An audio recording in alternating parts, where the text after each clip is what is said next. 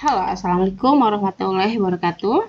Video kali ini saya akan menjelaskan mengenai soal dan penjelasan untuk ujian asas atau ujian akhir semester untuk materi biologi untuk kelas 11. Yuk kita mulai saja untuk pembahasan soalnya. Nah, ini adalah materi untuk kelas 11 yang akan kita bahas soal dan juga penjelasannya. Di antaranya, yang pertama mengenai sel dan jaringan manusia atau hewan, yang kedua sistem reproduksi, yang ketiga sistem gerak, yang keempat sistem peredaran darah, yang kelima sistem pencernaan, dan yang keenam adalah sistem pernapasan. Yuk kita lanjut aja ke soalnya dan juga penjelasannya. Soal yang pertama. Komponen kimiawi penyusun sel yang berperan sebagai penyusun utama membran sel adalah A. Karbohidrat, B. Protein, B. Lemak atau fosfolipid, D. Asam nukleat, dan E adalah air. Kira-kira masih ingat nggak ya materi untuk kelas 11 mengenai sel? Ayo, apa ya jawabannya? Ya, betul sekali. Ya, di mana di sini jawabannya adalah C atau fosfolipid.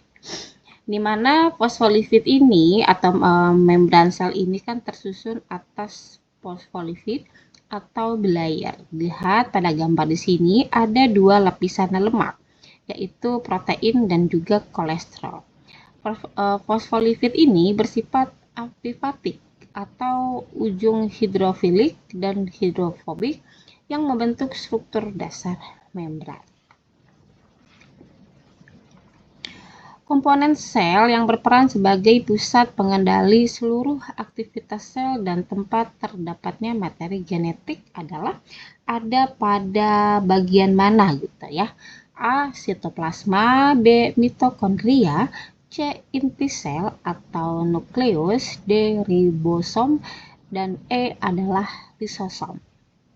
Ingat dong, bayangkan adalah gambar sel di mana tempat untuk pengendali seluruh aktivitas sel yang memang tempatnya untuk materi genetik.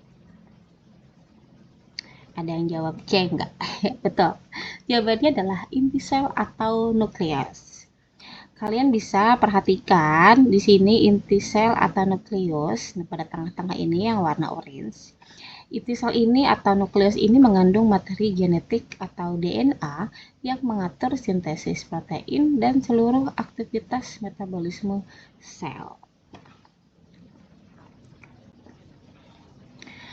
Jaringan meristem pada tumbuhan memiliki karakteristik khusus, yaitu A. Sel-selnya sudah terdiferensiasi sempurna, B. Dinding sel tipis dan vakuola berukuran besar, C. Sel-selnya aktif membelah diri, D. Mengandung banyak klorofil untuk fotosintesis, E. Memiliki ruang antar sel yang luas. Jadi mana nih jaringan meristem yang memang khusus hanya dimiliki oleh tumbuhan? Betul, jadi jawabannya adalah C ya, sel-selnya aktif membelah diri. Perhatikan pada gambar di sini bahwa jaringan meristem ini atau disebut juga dengan primer maupun juga sekunder. Ini terdiri dari sel-sel embrional yang aktif membelah secara mitosis untuk pertumbuhan tanaman. Kemudian ini ada soal mengenai krenasi. Jadi krenasi itu apa sih gitu ya. Dan krenasi ini adalah peristiwa mengkerutnya sel hewan saat ditempatkan pada lingkungan yang apa gitu ya. A. Hipotonis, B. Hipertonis, C. Isotonis, D. Osmosis, dan E. Difusi. Jadi krenasi ini peristiwa sel hewan dia akan mengkerut pada saat lingkungannya seperti apa gitu ya. Ada yang tahu? Betul sekali. Hipertonis bisa dilihat di sini pada gambar di samping. Ini adalah kondisi ketika larutannya ada hipertonik dan isotonik. Nah, ketika larutan dalam kondisi hipertonis atau konsentrasi zat terlarut lebih tinggi di luar sel, maka air keluar dari sel hewan secara osmosis, sehingga ini menyebabkan sel mengkerut atau disebut juga dengan krenasi. Kemudian di sini ada contoh soal berikutnya mengenai sistem gerak. Sendi yang memungkinkan pergerakan ke satu arah saja. Contohnya pada siku dan juga lutut disebut dengan sendi apa yang memang mempunyai pergerakannya hanya satu arah saja ya. A. Sendi peluru, B. Sendi engsel, C. Sendi pelana, D. Sendi putar, E. Sendi geser. Masih ingat nggak materi kelas 11 tentang sistem gerak? Kira-kira apa ya? Betul sekali, ada yang jawab sendi engsel nggak? Iya betul. Jawabannya adalah sendi engsel. Ini adalah contoh dari sendi engsel dan posisinya pada lengan kalian. Boleh digerakkan ya. Jadi engsel ini hanya bisa bekerja satu arah saja. Nggak bisa ya ke belakang, hanya bisa satu arah saja. Jadi sendi engsel ini bekerja seperti engsel pintu pada rumah kalian ya, sehingga memungkinkan gerakannya hanya satu arah saja. Soal berikutnya, salah satu fungsi utama dari sistem rangka manusia adalah A. Sebagai tempat pertukaran oksigen dan karbon dioksida, B. Sebagai alat gerak aktif, C. Pelindung alat-alat tubuh yang vital atau lunak, D. Menghasilkan sel darah putih saja, E. Sebagai tempat penyimpanan lemak utama. Jadi apa nih fungsi utama dari sistem rangka manusia? Ada yang tahu jawabannya apa? Coba pilih salah satu. Sama nggak jawabannya dengan jawaban kalian? Jawabannya adalah C, itu pelindung alat-alat yang vital atau lunak.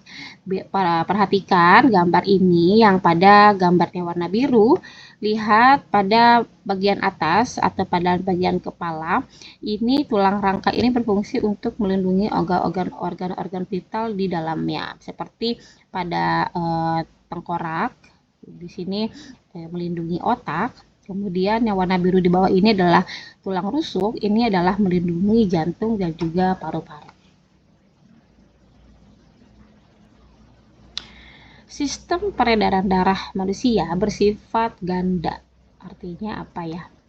A. Darah melewati jantung 2 kali dalam satu peredaran darah.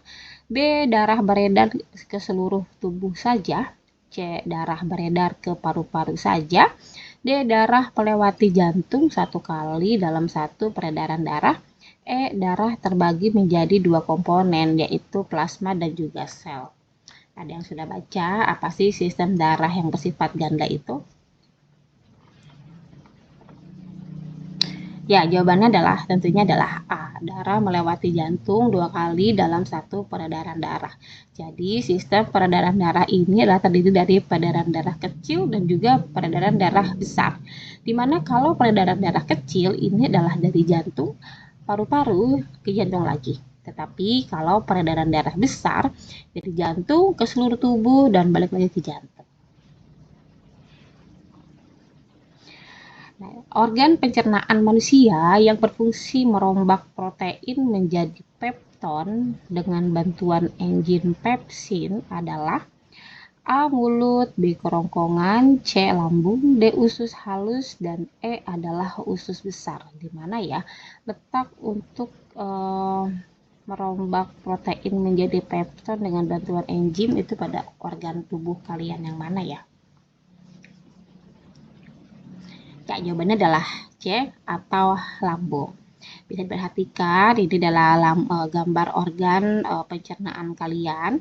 Di sini adalah lambung, di mana lambung ini menghasilkan asam lambung atau HCl, dan lihat di sini adalah enzim pepsin yang aktif memecah protein.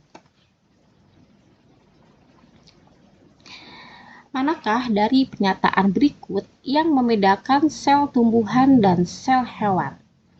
A. Sel hewan memiliki dinding sel tumbuhan tidak. B. Sel tumbuhan memiliki kloroplas, sel hewan tidak. C. Sel hewan memiliki vakuola besar, sel tumbuhan memiliki vakuola kecil.